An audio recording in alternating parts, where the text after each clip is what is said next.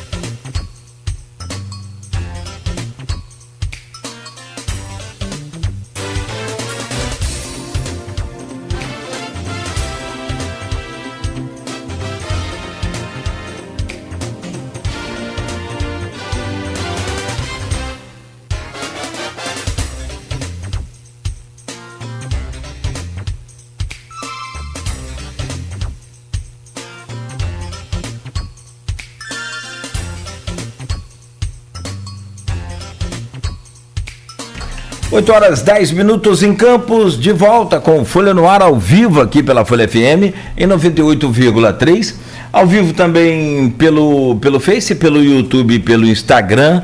Você pode conferir as imagens deste programa daqui a pouco, logo mais, né? Reprise na plena. Daqui a pouco tem podcast também do Folha no Ar pela Alexa. Dá o comando aí, é só dar o comando Alexa, ouvir Folha FM e também no aplicativo exclusivo da Folha para Android, para iOS.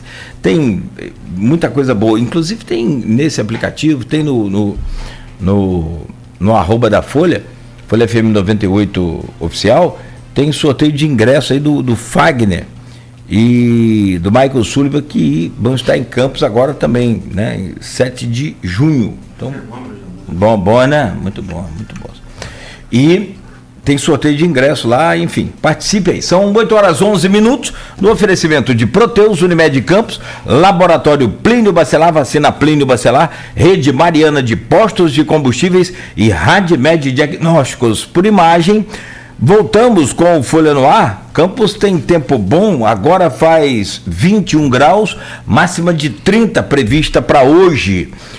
Conversando hoje no Folha no Ar com o Diego Dias, vereador do PDT em Campos e relator da CPI da Enel. Cadê aquele papel que você me deu aqui? Tá aqui. E autor já, todos esses aqui protocolados, 62 PLs, não é isso? Exatamente. 62 PLs que são projetos de lei. E nós estamos trocando ideia aqui naquele projeto de lei meu. Não, sobre a doação de sangue remunerada. Só para completar a nossa conversa. Eu vou estudar isso. Não, por favor. Sempre tem que ter um maluco sozinho, não faz, né? Tem que ter mais. Eu vou estudar isso. E eu já debati isso já com as pessoas assistentes sociais, com os especialistas lá do Hemocentro. Assim, não é uma coisa, chegou lá, deu sangue e pagou. Isso existe em vários países do mundo. Naquele filme, Em Busca da Felicidade, o Will Smith doa sangue, recebe $27. O Brasil, só para completar essa conversa, o Brasil já pagou pela doação de sangue. Eu desconhecia isso. Vou te mandar. Manda para mim, por favor. Então, assim, não estou falando do nada. Conversei com. Porque também não adianta todo mundo doar sangue, chega lá, o sangue não aproveita. E os caras mentem. Você teve hepatite? Não, nunca tive. Aí não pode. Entendeu? Quem já teve hepatite, não pode ser doador. Tem uma série de assim, não é para o cara chegar lá, doar sangue e receber também. Tem todo um processo. Ele vai passar a ser doador realmente de sangue. né, de carteirinha, e aí sim vai entrar, né, numa fila para poder receber. Ou seja, você está falando de um cadastro. Um cadastro, um controle. Só paga se de fato realmente o celular. Você quer ver uma coisa? Como é que é o resultado disso? Você vai criar o doador, na verdade você não vai criar, você vai criar o fornecedor de sangue profissional. Porque não tem, cara. Porque a doação é um caráter sem o sentido pecuniário. E aí ele vai deixar de ser doador para ele ser um... É que eles criam tanta dificuldade. Sabe, e eu entendo o processo, eu até entendo, eu não aceito. Sim. Eu entendo, mas não aceito. Então por isso a gente tenta mudar. Você quer ver uma coisa? Ludmilla fez um show uma vez no Rio, tempo atrás agora aí. Deu 5 mil ingressos para quem doasse sangue. Quantas pessoas tinha na fila? 20 mil pessoas. É simples assim, rapaz. As pessoas participam. O Sandro Moura é pioneiro na cidade nessa questão, ele faz muito essa questão. Mas de tem que troca dar de ingresso por infelizmente, doação. Dá até os parabéns a ele aí, que enquanto profissional aí da área privada, que é um empreendedor na área do entretenimento, na área da educação física aí com suas academias, dá os parabéns ao Sandro aí, porque ele é um cara que trabalha muito o campo solidário, e uma das questões solidárias que ele trabalha é a doação de sangue. Abraço aí, Sandro. E aí, cara, qualquer atitude é louvável. Bom, mas vamos lá, vamos voltar aqui pro nosso... Porque eu vi aqui na sua relação, você tem um projeto para folga, né, na doação de sangue. Isso. Mas vamos lá, antes dessa relação aqui, deixa eu pedir a você, porque você é o relator da CPI da Enel. E como eu disse antes, você já garantiu, falou que não tem nem energia para assar a pizza, e o negócio é complicado, de fato é uma das maiores preocupações e um dos maiores investimentos nossos em equipamentos que não geram qualidade para o ouvinte, gera qualidade porque estabiliza o som, estabiliza a rádio no ar, é em proteção. Eu sou um apaixonado por esse negócio de rádio e elétrica, e cria proteção desde a entrada da rádio por nossa conta até os caminhos aqui que levam aos transmissores e a distribuição de energia para a rádio. Vou espalhando DPS para tudo que é lugar, dispositivo de proteção de surto, porque o negócio aqui é tenso, e é na área central. Ontem à noite eu conversava com o Cristiano, mais no break para rádio, no break pesado, é negócio caro, investimento que não, tipo fazer esgoto para prefeito, para político, não dá retorno, mas enfim. Bom, vamos lá. Energia elétrica em Campos é um problema, o estado do Rio, o Brasil, São Paulo vive um problema. A Enel é a geradora de número gigante de demandas nos PROCONs do Brasil, e eu falo isso baseado nas informações reais, e está aqui no portal Folha 1, só voltar aqui na capa, ó, deixa eu ver onde é que está aqui. PROCON, essa notícia é de hoje, foi só ontem. PROCON já aplicou quase 10 milhões em multas contra a Enel este ano. São 400 reclamações na secretaria em Campos, que é na secretaria do PROCON. Você foi o autor da CPI da Enel e de outras, mas vamos falar da Enel, e relator da CPI. Como está o andamento? Já vou logo lançar um monte de pergunta aqui, para você ficar à vontade para explicar. Como está o andamento e como é que está a base de informações, de provas e de material robusto para você concluir uma CPI com né, um material palpável para que o processo tenha seguimento? Qual a previsão de conclusão? E aí já vou logo lançar a pergunta. Qual é a previsão de punibilidade ou não para a empresa? Então, Cláudio, antes de mais nada, mandar um abraço aqui para o nosso amigo Coronel Dalvani lá de Mineiros. Dalvani tá aí? Mandou um abraço. Sou aqui fã do Dalvani, velho. Mandou um abraço para gente.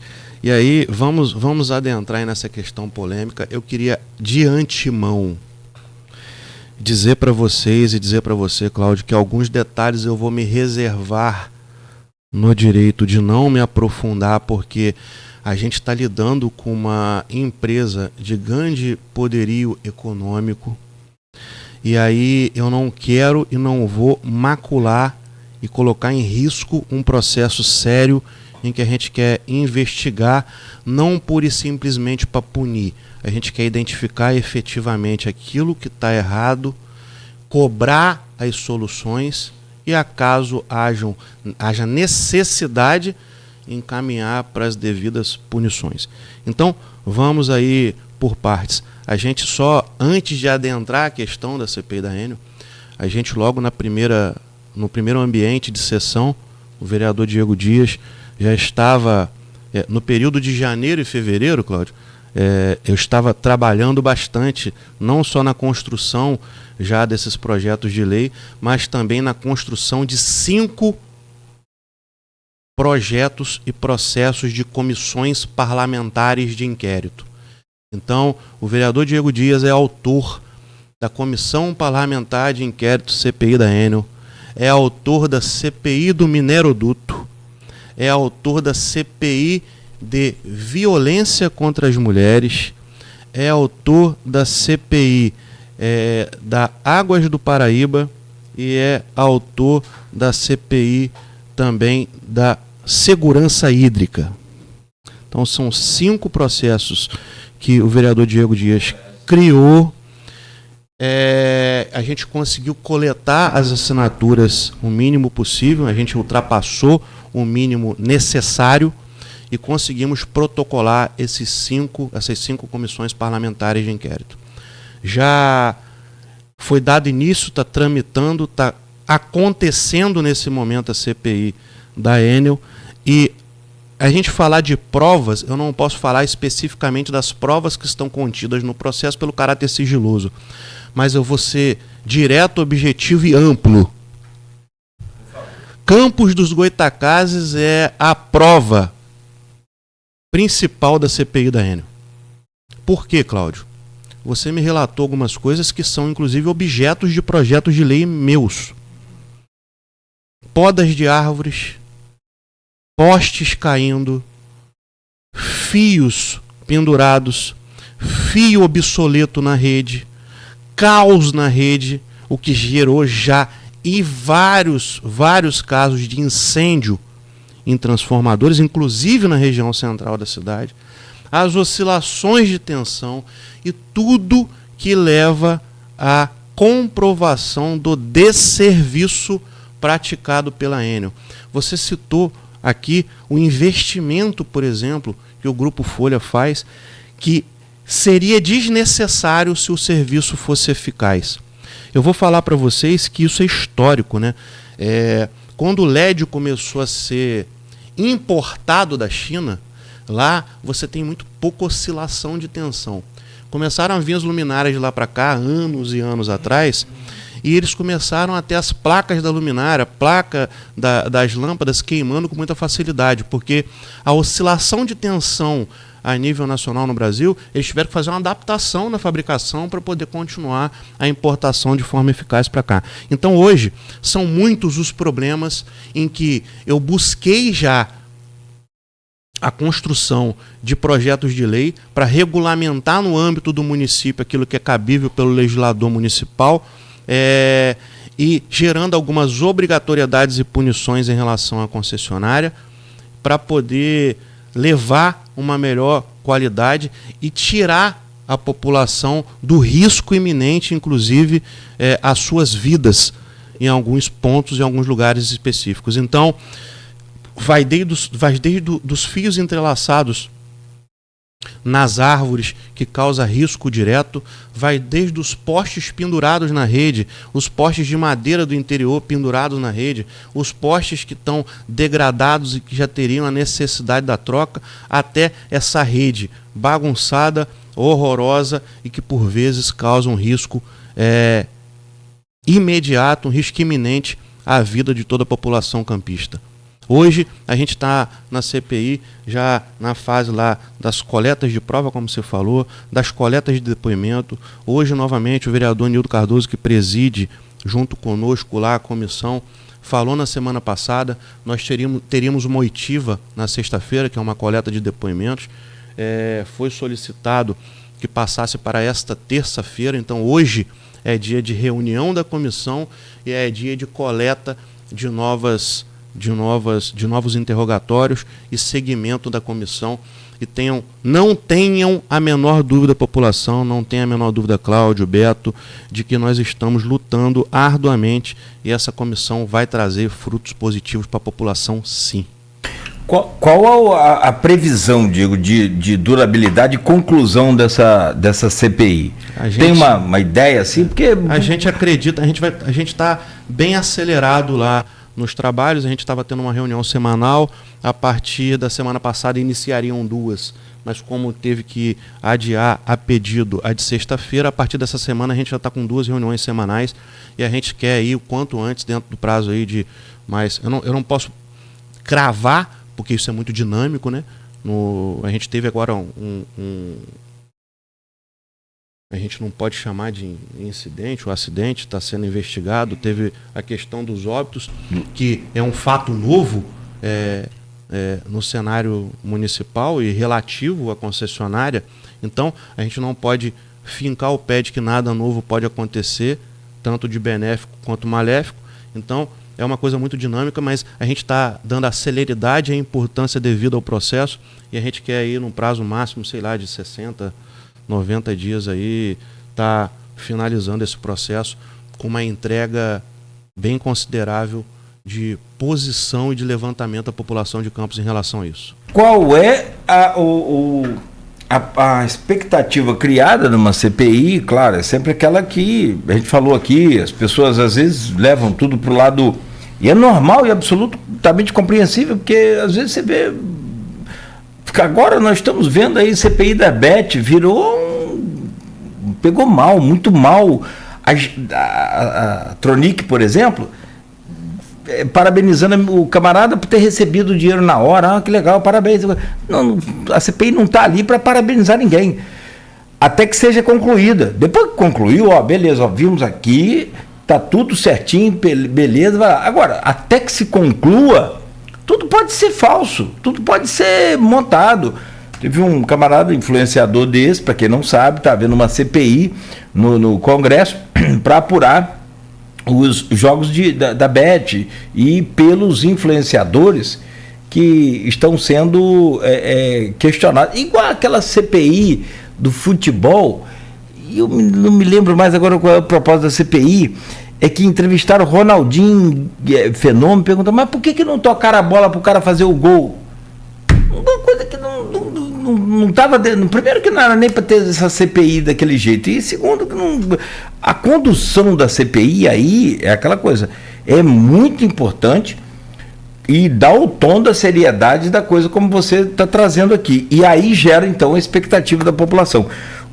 Como é que é o processo? 2 perguntas. Como que é o procedimento? Acaba porque a Câmara tem o poder de punir a empresa, que é no âmbito federal. Ela é regulada pela ANEEL, Agência Nacional de Energia Elétrica. Qual é esse poder que a CPI vai ter, através de vocês na Câmara, e o próximo passo, após a conclusão da CPI, a leitura do relatório, que será feito naturalmente por você, que é o relator,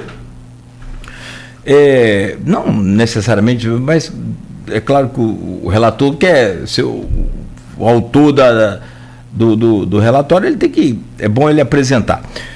Qual vai ser o que eu quero te entender, te perguntar, essa expectativa, de acordo com o que você vai responder, para a gente apostar nessa CPI ou não? Então vamos lá. A Comissão Parlamentar de Inquérito, ela fala, né? O inquérito ele vem das raízes aí investigativas, né? Para quem não sabe, você é OAB ou é bacharelado? Eu sou bacharel. Em Direito. Isso. Ela vem num caráter investigativo. Então, o inquérito policial investigativo, o inquérito conduzido pelo Ministério Público investigativo, assim como o inquérito da Comissão Parlamentar de Inquérito do Legislativo, no caso de Campos, ele é investigativo. Então, nós temos ali o caráter e a possibilidade de estar investigando tudo que cerca na verdade, você tem fato definido. A Comissão Parlamentar de Inquérito, ela tem um fato definido que foi definido no seu protocolo. É um dos requisitos da Comissão Parlamentar de Inquérito. Por mais que ela seja uma concessão federal, ela afeta diretamente os munícipes. Ela afeta diretamente o município. Então, a Câmara de Vereadores tem a legitimidade quando se trata de algo que afete diretamente o município e os munícipes. Nesse gancho legislativo, nesse gancho da lei, foi aberta essa CPI no sentido de investigar o que os olhos estão vendo e parte da população e dos empresários estão sentindo. O que é desserviço por parte da Enel e visualmente nas ruas. Cabos pendurados, rede obsoleta causando risco de incêndio, postes caindo e pendurados causando risco, cabos pendurados causando risco, e agora vieram a óbito duas pessoas. E aí, ao final desse relatório, com base naquilo que foi identificado, nós temos aí o dever e a legitimidade do encaminhamento a todos os ambientes os quais possam promover o segmento desse processo no caráter punitivo. Então, a gente tem o dever, a gente tem a legitimidade de estar encaminhando aos tribunais de contas, à Alerj, à Câmara Federal, ao Ministério Público Estadual naquilo que lhe couber, ao Ministério Público Federal naquilo que lhe couber e a agências reguladoras naquilo que couberem. Então, hoje, a gente está tratando um processo em que a gente está levantando fielmente tudo que está sendo possível. Inclusive aqui, a Câmara de Vereadores está aberta, a Comissão Parlamentar está aberta. Precisamente, os gabinetes aqui, eu vou colocar, fazem parte da comissão o vereador Nildo Cardoso, na condição de presidente. A gente tem o vereador Eduardo Azevedo, também debutante, na condição de vice-presidente. Diego Dias na condição de relator. Cassiano Tavares e Tamires Rangel na condição de membros. Nossos gabinetes estão abertos para recepcionar qualquer pessoa da população, os empresários que porventura tenham algo a levar para a gente, a mídia que tenha algo a levar para a gente, para que possa nos ajudar e contribuir para que a gente consiga chegar ao máximo de levantamento em relação a todas as questões ligadas à Enel, para que a gente possa fazer um relatório conciso, objetivo e demonstrando efetivamente tudo que precisa ser corrigido, melhorado e resolvido em relação a todas essas questões. Então o objetivo é levantamento, o objetivo é buscar todas as informações e provas para dar seguimento e cobrar a efetiva melhora e a punição no que for devido. Quais as chances dessa CPI terminar em pizza? Zero.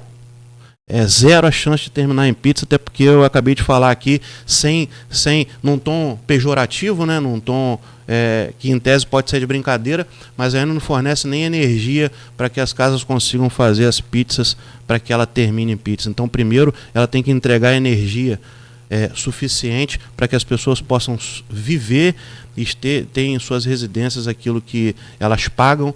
As empresas precisam ter efetivamente também um serviço prestado de qualidade, e aí vai em todos os sentidos. A gente tem um problema ligado diretamente à ligação das energias renováveis. Eu vou dar um dado para vocês. Aliás, desculpa, antes de te interromper, o prefeito anunciou, já é a segunda vez que ele anuncia, um grupo de empresários para investir, porque Campos tem, você sabe, mas para quem não sabe, se me permite, Campos tem não só a planície, mas que é extremamente benéfico para esse tipo de investimento. E o sol. Mas tem a maior incidência, dos municípios com o maior índice de incidência solar do Brasil. Exatamente. Ou seja, o sol nasce primeiro e vai embora por último. Exatamente. Aqui na nossa cidade. O que é um grande atrativo para a produção de energia solar. Eu vou usar fotovoltaica. Mas se a natureza nos brindou com essa maravilha, em contrapartida, o homem nos brindou com a Enel. E aí a Enel não toca o projeto para frente, porque é tipo assim, não lembro valores não, se você lembrar me ajuda. Mas o primeiro grupo que propôs investir em Campos, vamos investir, eu estou falando valores não são reais. Eu não lembro mais quanto que é. Vamos investir 10 milhões para produzir energia. Muito bem lembrado. 10 milhões? Não, muito bem, foi 5 milhões. 5 milhões. Aí tá, vamos investir 5 milhões, vamos gerar tantos empregos, e depois de gerar os empregos para instalação, tem outros fixos também, blá, blá, blá, tá. Tudo pronto, beleza. Agora vamos falar com a Enel. Não, vocês vão investir aí, mas só na linha são 15 milhões. 10 milhões. Ou seja, 2 vezes mais para você investir na transmissão da linha da Enel. Ou seja, você tem que pagar a Enel para a Enel melhorar o posteamento e o cabeamento deles para dar a bitola correta para poder gerar essa energia. Ou seja, é mais fácil você botar então um sistema de distribuição com poste, com tudo, e não pagar a Enel para ela fazer o que ela tem que fazer. Vamos lá. Vamos lá, agora conclua aí. Isso aí é um ponto fundamental. Você foi cirúrgico quando você falou. Deus foi benevolente conosco, nos trazendo uma planície com a maior incidência do que gera energia renovável das questões das fotovoltaicas, que é a energia solar. E a Enel foi um quebra-mola e um empecilho para que hoje a gente já seja a capital, de repente, aí, estadual da energia solar. O prefeito tem lutado muito em relação à busca de investimentos. E aí, uma das questões é admissível, é legal, é real a necessidade de uma empresa privada investir de 10 a 15 milhões para a rede Enel recepcionar a sua geração numa usina de 5 milhões. Isso é minimamente a inviabilização do investimento, Nogueira. Nesse caso, não posso ser leviano, mas nós vamos levantar até onde está a veracidade da necessidade desse investimento para ligar essa usina. É uma pergunta que a gente está buscando a resposta. Por quê? Existe a Enel X, para quem não sabe, que a Enel foi criada, essa empresa nova, para tratar de fonte de energia renovável. Não posso ser leviano, mas é uma empresa que vai entrar investindo nessas energias, as quais outras empresas privadas já foram pioneiras, principalmente na cidade de Campos. Então hoje a gente detém ambiente geográfico favorável, a gente tem espaço disponível para se tornar polo nacional da energia renovável. E não pode ser a Enel uma concessionária que não presta o seu devido serviço, um empecilho para que a gente traga esses investimentos, essa melhoria e o futuro para dentro da nossa cidade, Nogueira. A gente não pode permitir isso.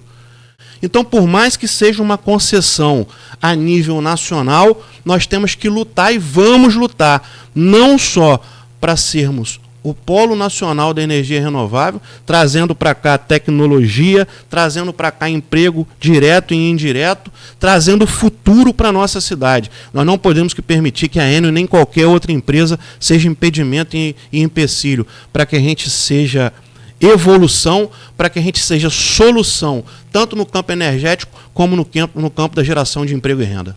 Só uma opinião minha, e aí assim, claro, cada um considera ou não, e eu respeito, eu entendo, mas eu acho que vocês estão fazendo o papel de vocês e o que o que a população espera, é isso mesmo, a Câmara tem que investigar tudo, como tem hoje uma série de CPIs montadas, e o caminho é esse. Agora, e acho que vai dar problema, acredito na CPI, mas assim, de coração entendo que essa solução para o problema Enel vai acontecer no dia em que a gente conseguir de alguma forma, e aí não sei como que seria, já existe uma série de formas de você comprar energia, principalmente para CNPJ, mas o dia que a gente fizer, como foi feito com a telecomunicação, você passar na praça e ver um chip a R$5, a R$10, é extremamente satisfatório para quem nunca conseguiu comprar um telefone fixo. Morreu. Tem gente hoje que nem conhece telefone fixo e ninguém mais tem telefone fixo. Desconheço empresas que só tenham telefone fixo. Você tem, mas não só telefone fixo. Então, assim, e até o fixo, que é um número fixo, mas é celular, é usado no aparelho móvel. Então, até a gente evoluir para esse tipo de comércio, que aí é de livre escolha e concorrência, nós vamos penar muito ainda e vamos depender muito de CPIs, vamos depender de muitas denúncias para toda a população participar. Agora, eu acho importante também, você falou que pode ir à Câmara para oferecer a denúncia. Não sei se isso não sei, estou só trocando ideia.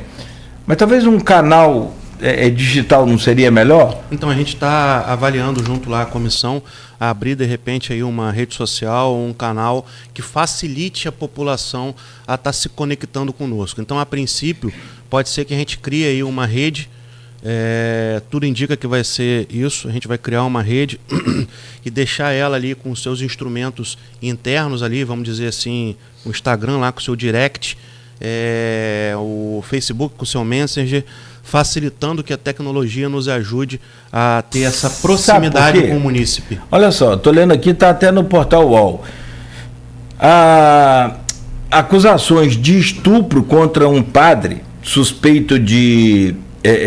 cadê? Acusações de estupro contra o padre Bernardino dos Santos. Como é que foi isso? Rapidinho, só para adiantar aqui, para não atrasar o programa.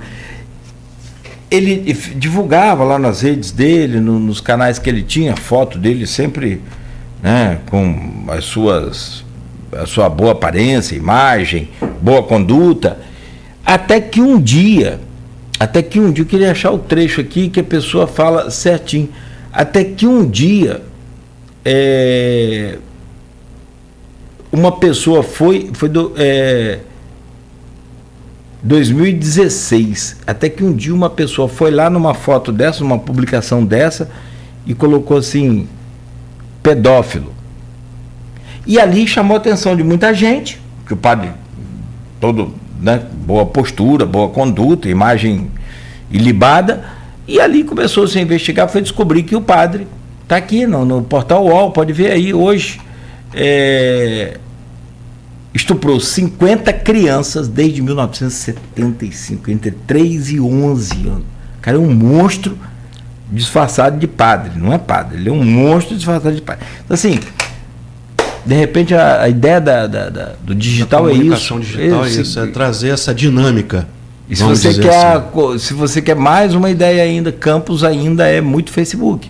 Sim, é impressionante. Sim. Né? Então, nós temos aí uma gama de usuários de Facebook imensa. Muito grande. Só corroborando com aquilo que a gente vem falando.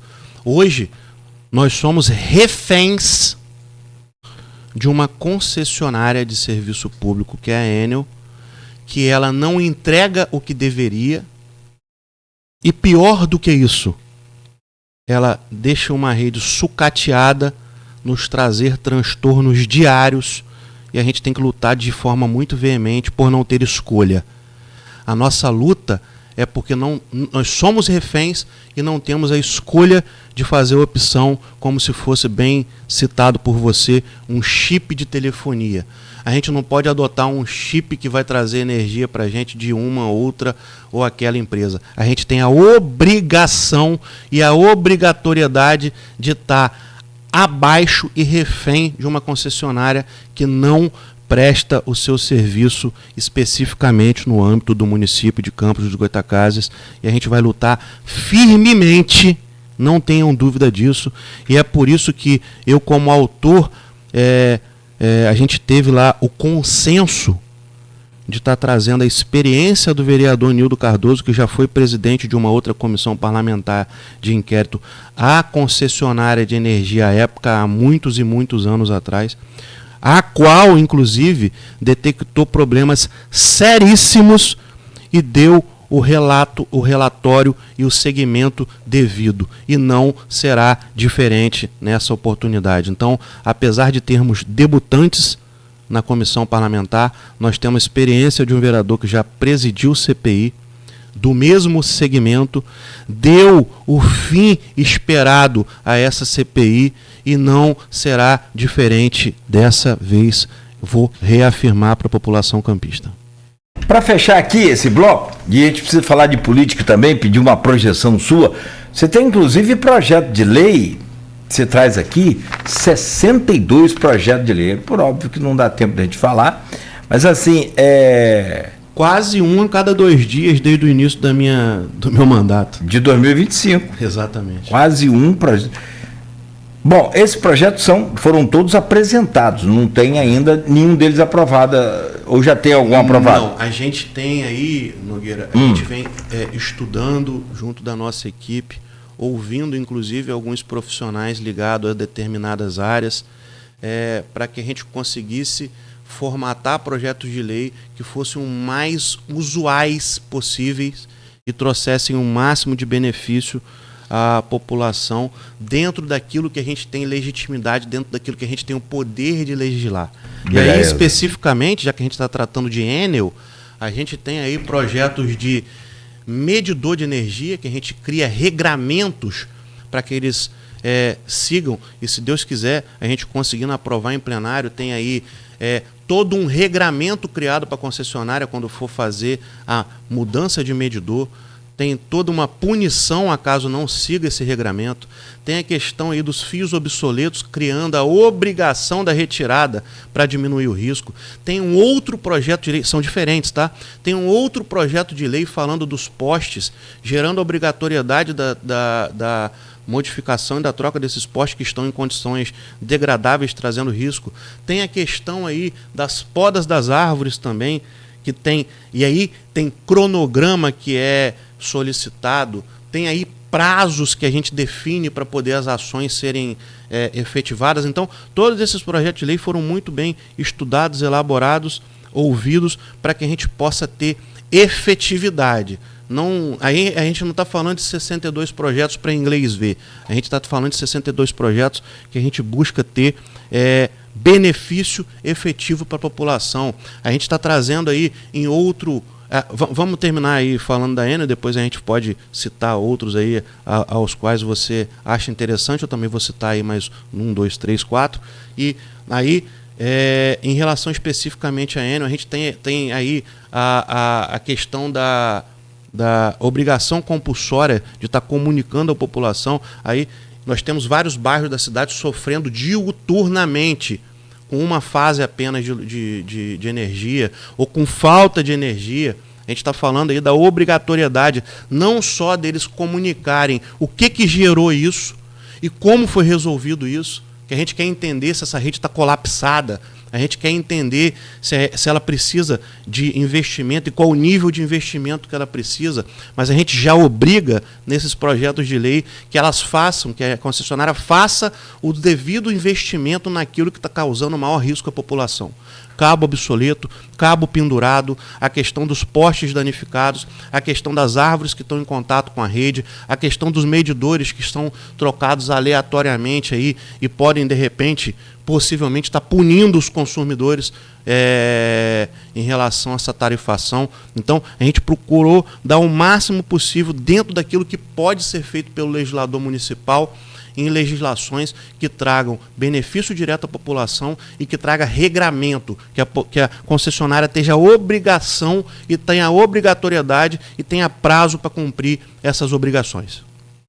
Perfeito. Dos 62 projetos, você tem vários aqui, ó, diretrizes de parto humanizado, tem coleta seletiva, multa, concessionário de interrupção de serviço, a poda de árvores. Aliás, eu gravei um vídeo lá para o meu canal falando sobre essas podas de árvores, já falo aqui direto na rádio também sobre isso. Enfim, folga para doação de sangue, que a gente começou a falar, moeda Goitacá, mas você tem um projeto aqui que é sobre os bebês reborn, ou bebê reborn, para quem não sabe, é uma onda aí que volta à população agora. Pesquisando, esses bebês reborns surgiram lá na Segunda Guerra Mundial, teve uma onda mundial na década de 90 que, né, muita gente passou a ter esse tal desse bebê. Para quem não está acompanhando, está só ouvindo o rádio, tá só no áudio, para você ter ideia, é um bebê extremamente real.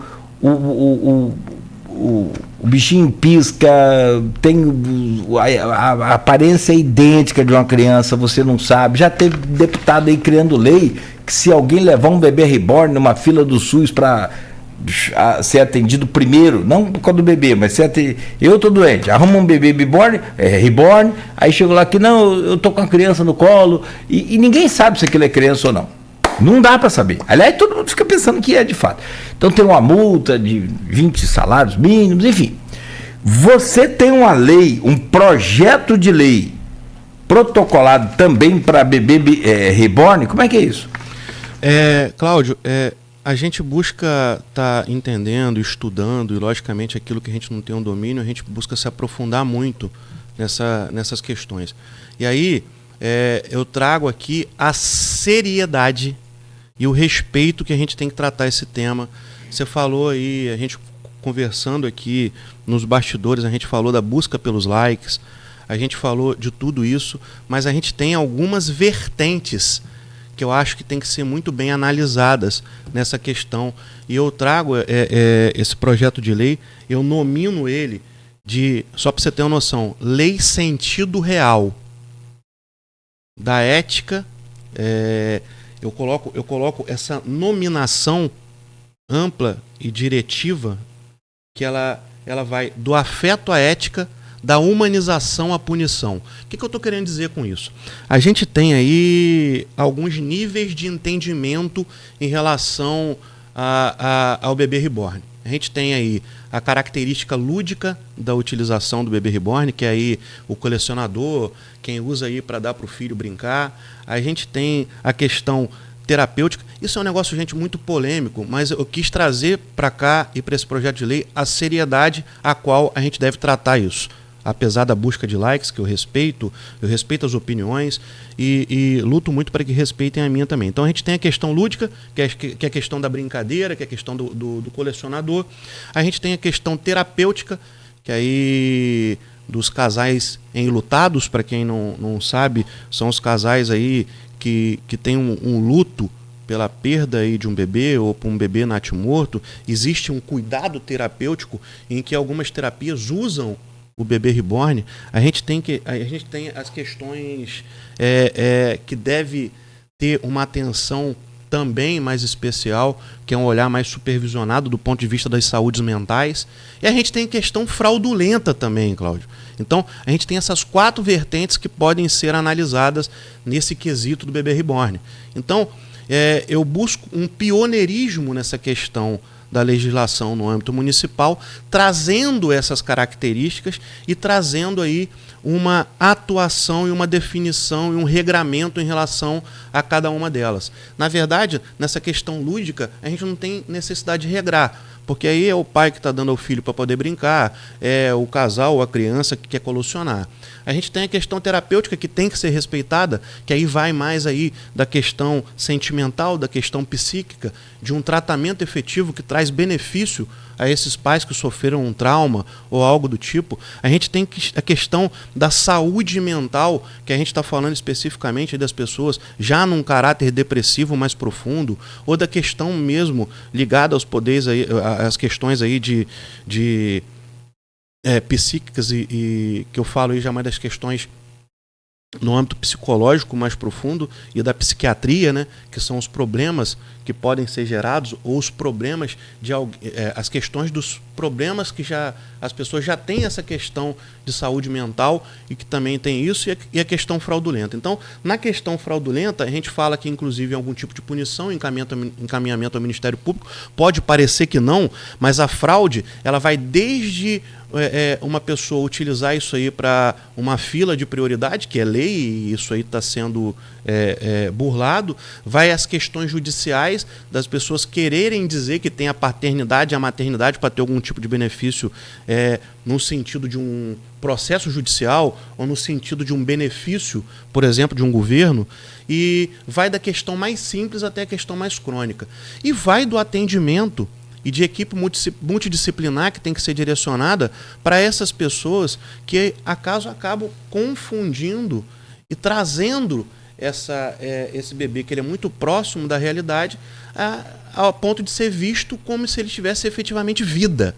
Então, apesar de ser muito complexo, muito novo, essa questão dos problemas, o bebê reborn, você até me alertou, ele já vem de algum tempo. Então, quando a gente olha pelo campo da seriedade e vê todas essas vertentes, é necessário que a gente tenha um regramento, respeitando, logicamente, as utilizações as quais são terapêuticas e as questões ligadas à saúde mental, e aí punir quem tiver ligado à questão de fraude e respeitar também, logicamente, aquela criança, aquele ser humano aí que trata da coleção, trata do entretenimento e trata de diversão. Então, a busca desse projeto de lei é trazer a seriedade que merece ser olhada essa questão e respeitar a questão de quem está brincando, respeitar a questão de quem está buscando like e, principalmente, respeitar as linhas de atuação terapêutica e a linha ligada ao problema emocional que tem que ter, problema mental, que tem que ter essa equipe multidisciplinar acompanhando, e o poder público tem que ser fundamental no sentido de dar esse apoio e esse tratamento. Tem que te perguntar, não é você querendo ganhar like, não? Não. O objetivo aí a gente tem essa quantidade de projeto de lei, não é para inglês ver, não é para like, não é nada. Nosso objetivo é cada vez mais entregar à população o máximo que ela pode ter de direito, o Cláudio. A gente traz aí, por exemplo, uma questão muito séria, que é a questão da pausa menstrual. A gente tem... Diego, você está criando aí... visando criar um projeto de lei. Não, a gente tem algumas doenças ligadas à questão menstrual que, inclusive, trazem incapacidade laborativa, Cláudio. A gente tem endometriose, a gente tem outros casos específicos em que a mulher ela fica inviabilizada de desenvolver o seu trabalho. Então eu trago aí a necessidade da sensibilidade do legislativo e do executivo, se Deus quiser, depois numa sanção, de estar trazendo aí o seguinte: existe a necessidade, em alguns casos, de 1 a 3 dias do reconhecimento, não ter a punição financeira, não ter a degradação da imagem dessa mulher, porque ela tem um problema que tem que ser tratado, na maioria das vezes não consegue ser tratado num nível de que ela não tenha mais esse problema, certo? Eu não sou um especialista da área, mas eu pesquisei bastante, encaminhei para uma médica amiga que tem essa visão e atua nessa área. Então, a gente visa trazer projetos de lei que tragam benefício efetivo para as pessoas. Então, a gente tem aí a questão, por exemplo, da doação de sangue. Aí o próprio Wesley pesquisou ali, nós temos uma legislação federal proibindo a cobrança. Então, isso hoje tem. Esse buraco é muito mais embaixo. Eu falei que ia estudar, mas ele já mandou aqui para mim essa questão. A gente tem aí também outros projetos de lei voltados para a mulher também, que a gente trata de diretrizes aí para o combate ao feminicídio. A gente tem aí projetos de lei tratando especificamente da questão da neurodivergência. A gente tem projetos de lei aí falando de banco de semente para poder fazer com que o privado se ajude. A gente tem aí a questão da possibilidade de haver uma conciliação entre o investimento privado, usando os próprios públicos para poder fazer um investimento em implantação da energia renovável, podendo ter uma cooperação entre o privado e o público, fazer um ajuste de que o privado vai investir, por exemplo, num ambiente público que em tese não está sendo utilizado e vai trazer um benefício público em relação a, por exemplo, uma composição aí ao consumo de energia, no que a legislação couber. Então, a gente traz projetos de lei aí que vão ter efetividade e buscando trazer melhoria para a população, para o servidor público, porque essa lei da pausa menstrual, por exemplo, ela trata especificamente do servidor público, que a gente não pode legislar em relação ao privado. Tem que falar sobre política, e aí eu não consigo nem fazer o intervalo, vou ter que ir direto com você, faltam só 3 minutos para encerrar. Existe sim, meu caro Wesley, de Diego, você que nos ouve, e aí essa luta para poder mudar essa situação e criar e encontrar caminhos para que a gente, porque existe o projeto de lei desde 2001, quando surgiu aquela coisa do Betinho, em que ele era hemofílico, tinha que receber sangue direto, e acabou pegando HIV por conta dos procedimentos. Só que agora, você tem aí, então vai proibir doar órgãos, porque foram implantados órgãos com HIV no Rio de Janeiro em vários pacientes? Entende o que eu estou falando? Sim. Que isso está errado, e isso aí é até inconstitucional, essa lei. De repente você não vai brincar com isso, porque eu entendo o que você está falando. Só que você tem seus contatos e pode... O que eu quero dizer é que, então, se você tem, desde 2001, uma lei também que proíbe, que o Brasil já pagou lá na década de 80 por sangue, e não tinha esse problema, você vai ter o problema que tem hoje aí. Se chegar aqui e conversar com uma assistente social, como a gente conversou recentemente, ela fala, Cláudio, tem dia que a gente só tem 2, 3 bolsas de sangue e não sabe o que vai fazer numa cidade cortada por 2 BRs. Uma longitudinal e outra latitudinal. E aí são, para quem vai pesquisar depois aí, cada uma na sua devida importância. Essa BR-101 corta o Brasil inteiro, de norte a sul. Então, assim, como é que a gente só vai ter 2 bolsinhas aqui de sangue aqui se der um acidente e a quantidade de cirurgia que tem todo dia? Então, isso é assunto para... vou defender a minha tese. Sim. De que eu acho que se pagar resolve o problema. Aí não é também sair jogando dinheiro para cima, tipo o Silvio Santos. A gente está, graças a Deus, com tantos projetos de lei, que eu só vou para finalizar essa questão. Eu tenho um projeto de lei criando o cadastro municipal, diretrizes para o cadastro municipal de doadores. Qual o objetivo disso? A gente, às vezes, acaba perdendo vidas porque você, de repente, tem o intuito de ser doador, mas isso é desconhecido, não está na sua carteira nacional de habilitação. Então, qual é o objetivo desse projeto de lei? A gente criar no âmbito municipal o cadastro municipal de doadores e buscar o máximo dessas pessoas que vão estar cadastradas no nosso sistema aí, de saúde do município e outros cadastros mais, o cadastro, por exemplo, da ação social, e a gente conseguir trazer isso da seguinte forma, eu tenho interesse em fazer doação de órgãos, eu tenho interesse aí de me cadastrar numa situação de doação de sangue, e aí, com base nesse cadastro, você vai ter ali a possibilidade de visualização no campo do âmbito do município, de quem está disposto e apto a fazer aquela doação. E aí manter um contato para você, por exemplo, o doador homem de sangue, ele pode doar até 4 vezes por ano. A mulher pode doar 3 vezes por ano. Então, quem sabe,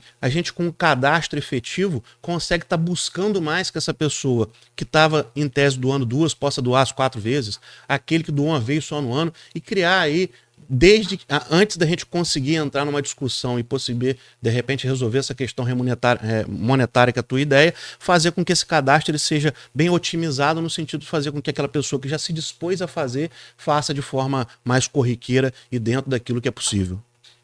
Vamos falar de eleição 2026, nossa hora voou aqui, extrapolou. Presidente da República, como você vê essa disputa polarizada, direita-esquerda, com a possibilidade de nomes ainda sendo projetados, nada definido, para o presidente da República na tentativa de reeleição, e fala-se em outros nomes da própria direita, já que o Bolsonaro não pode, impedido pela punição que recebeu e não está elegível. Como é que você vê esse cenário nacional? Eu acompanho... Para você ver, né? Eu acompanho a Folha FM principalmente nas entrevistas dos programas Contigo, é Política, etc. Eu vi o Aloysio falando na semana passada da rejeição do Lula, que passa dos 50%. Então, nós vamos ter mais uma eleição bastante polarizada, mas eu acredito que, apesar de termos aí um tempo bem considerável, vai ter uma dificuldade muito grande do PT e do governo Lula reverter essa visão da população aí do ponto de vista político e de gestão, a ponto de deixar ele aí, apesar de estar na máquina competitiva. Mas máquina é máquina. Então a gente tem que avaliar por esse lado. Agora, também, por outro lado, acredito que tudo que tem acontecido diretamente com Bolsonaro, que é um símbolo hoje da direita extrema, vai fazer com que essas eleições nacionais tenham aí um embate político muito considerável. Eu acredito que vai ser muito acirrada. E aí, dependendo dos nomes os quais vão compor, a gente tem no campo da direita, a gente tem aí o Tarcísio, a gente tem o Ratinho Júnior, a gente tem o Leite, e a gente tem outros nomes mais. Tinha o Zema, que estava mais latente, agora não tanto, mas aí pode surgir também, de repente, alguém da própria família Bolsonaro, que não seja o Bolsonaro.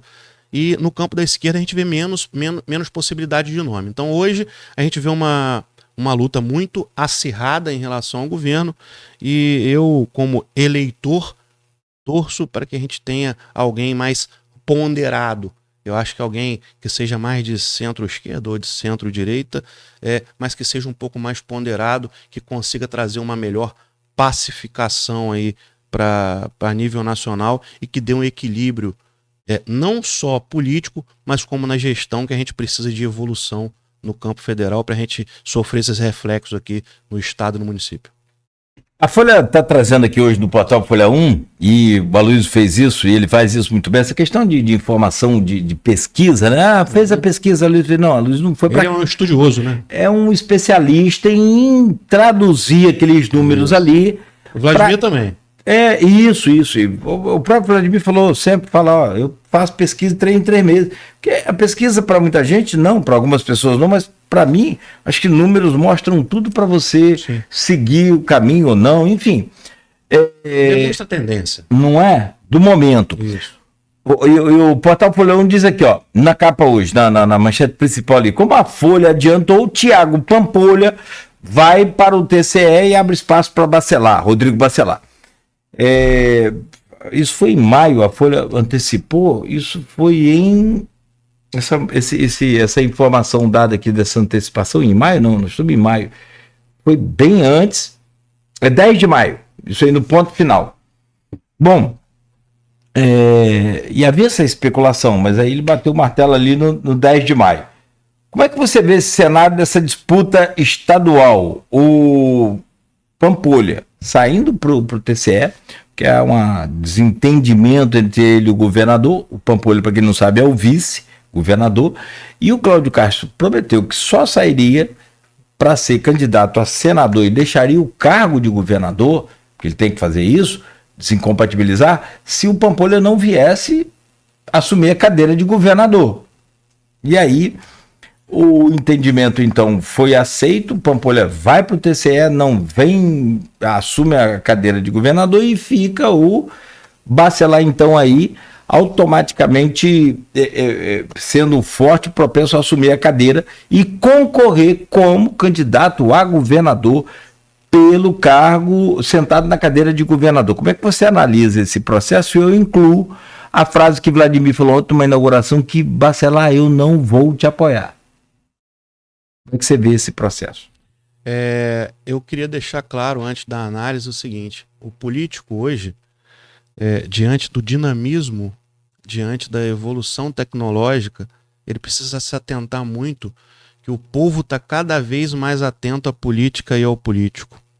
O povo está cada vez mais atento ao modus operandi do político. O povo está mais atento ao poder pelo poder, Cláudio.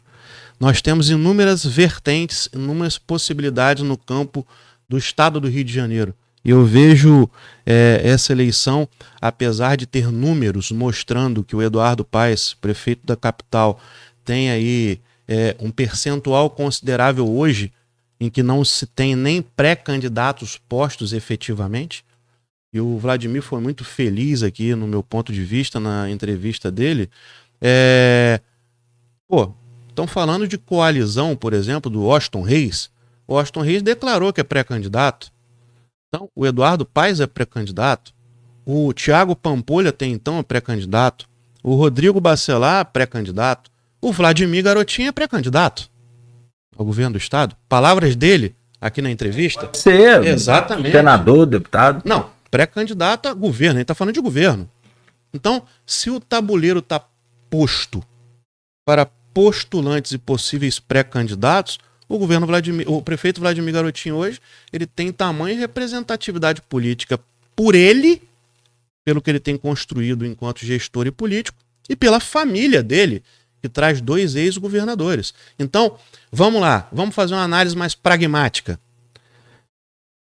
Thiago Pampolha, vice-governador, estava em atrito direto, pelo que se ouve, com o presidente da Alerj, Rodrigo Bacelar, e com o Cláudio Castro. Ele era secretário de Meio Ambiente, rompeu com o governador e com o presidente da Alerj, e agora, num consenso entre eles, faz a sua abre mão de ser vice-governador, abre mão de uma pré-candidatura a governo para estar no Tribunal de Contas do Estado, cargo vitalício e com posições políticas, as quais aí eu não fiz parte das conversas e não tenho como saber fidedignamente e fielmente o que aconteceu. A gente tem aí a possibilidade da ascensão do Rodrigo Bacelar ao governo do Estado, ao governador do Estado, por essa composição. Sai Tiago Pampolha, o governador do Estado hoje, que tem pretensões políticas no ano que vem, sairia do cenário político para deixar o Rodrigo Bacelar fazer esse movimento em prol da sua pré-candidatura e possível candidatura a governador. Então, eu acho que está parecendo a população e a gente que hoje está na política e está vereador, que é no caso do Diego Dias, eu, como eleitor, estou vendo isso aí de uma forma muito da seguinte forma. É o poder pelo poder ou é a busca da coalizão em prol da população? É isso que a gente tem que parar para analisar de forma muito direta e objetiva. E aí eu trago o seguinte, essa manifestação do prefeito Vladimir, eu não estou falando por ele, mas quando a gente faz uma análise, Cláudio, e todos que nos veem e nos ouvem, o Estado do Rio de Janeiro, no ano passado, deixa de enviar recursos para a saúde municipal de Campos, não comprometendo pela peculiaridade do prefeito de conseguir recurso novo e de conseguir fazer ajustes suficientes para não parar a saúde. Esse ano não manda R$1 até então. Isso aí é uma forma de fazer política e tentar uma coalizão ou é uma forma de que o Estado não tem o recurso suficiente? Eu vou botar vocês para pensar. Hoje, São Gonçalo tem uma população maior do que a nossa, mas deve ter mais ou menos o mesmo número de cartão do SUS, ou seja, atendimento de saúde de São Gonçalo é similar ao volume de atendimento de Campos do Goytacazes. São Gonçalo, perspectiva de receber 250 milhões esse ano. Campos dos Goytacazes, 70. Então, eu quero crer que isso não tem um movimento político, já pensando na eleição do ano que vem. Isso não pode sair da nossa análise. Então, quando o prefeito Vladimir Garotinho fala de uma possível, ou afirma não apoiar o Rodrigo Bacelar para governo, será que ele não está analisando o seguinte, eu preciso trabalhar em prol do povo e não posso pensar em composição política para ver o meu lado pessoal? E aí cabe pensar, como é que está acontecendo essa questão toda lá, Pampolha, Cláudio Castro e etc e tal para o governo do Estado? Então, hoje nós temos players importantíssimos. O próprio governador Garotinho é um player importante no Estado ainda pelo que ele fez, pelo que ele representa, pelo que ele é. O Vladimir Garotinho hoje, dentro da sua joviedade, vem mostrando uma gestão muito eficaz, é player a nível estadual. O Washington Reis vem do município de Caxias, é secretário de Estado hoje, um político reconhecido pelo seu trabalho, pela sua história e pelo fato hoje de ser relevante, não só partidariamente, mas como politicamente. A gente tem aí o Eduardo Paes, que está em seu 3º mandato para prefeito do Rio de Janeiro, com uma aprovação razoável, igual o prefeito Vladimir Garotinho, posto também como pré-candidato. A gente tinha o Tiago Pampolha, a gente tem o Rodrigo Bacelar e não evitando, de repente, que a direita possa ter o próprio senador Portinho à frente dessa questão também, ligado mais à direita, que a gente está falando de uma candidatura de Rodrigo Bacelar à direita que não é de direita. Então, quando a gente faz essas dicotomias, quando a gente faz essas análises bem amplas, a gente tem que ver o seguinte, gente, é um momento hoje de não pensar, a gente pode discutir, mas a gente não pode efetivar hoje, no meu ponto de vista, as coalizões ou não no sentido político da próxima eleição. O que a gente tem que ter hoje é focar na população. Então, resumindo, governo do Estado plenamente aberto em relação a essa questão, vários players importantíssimos, acredito, torço para que quem está à frente dos poderes do Estado hoje tenha seus olhos voltados, suas ações voltadas para a população, deixa essas composições de poder pelo poder para a hora oportuna, e aí é o seguinte, torço inclusive para que a gente tenha aí o máximo de entendimento e de coalizão em prol da população. A gente deixa o momento político para o momento político, o deixa momento eu te de gestão para o interromper, momento de senão gestão. você vai ficar até meio-dia. Não dá nem para falar de senador, de deputado. O PDT em Campos lança candidato, você vem um candidato, tem vontade de ser? Só para fechar, te dou 30 segundos para a gente fechar, já são 9h13. Diego Dias hoje é soldado do grupo Vladimir Garotinho.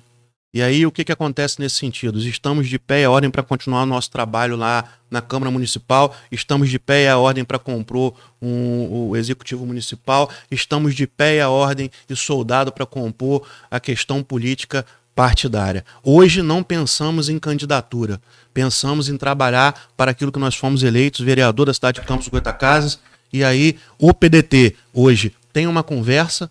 O vereador Leon, que é o presidente, foi candidato na última oportunidade, é um player importante, pode ser que em conversa, o próprio Lupe já manifestou que tem interesse aí que ele dê seguimento nessa questão de pré-candidatura e candidatura futura. Então, a gente está aí num diálogo permanente em relação à política partidária.